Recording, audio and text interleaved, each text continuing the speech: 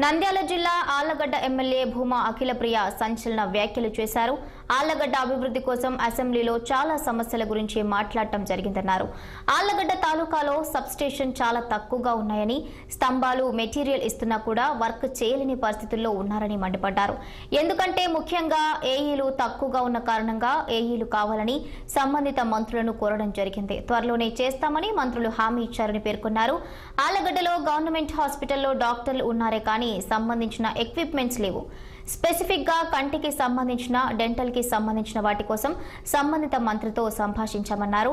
ఏదైతే రైతులకు సంబంధించి చివరి ఆయకట్టు వరకు కూడా నీరందిస్తామని చెప్పారు. ఖచ్చితంగా చేసి చూపిస్తామని, రైతుల వెంట తాము అండగా ఉంటామని హామీ ఇచ్చారు. కొందరు వైసీపీ పార్టీలో ఏ క్యాడర్ ఉందో తెలియదు కానీ అనవసరమైన వ్యాఖ్యలు చేస్తున్నారని నిప్పులు చెరిగారు.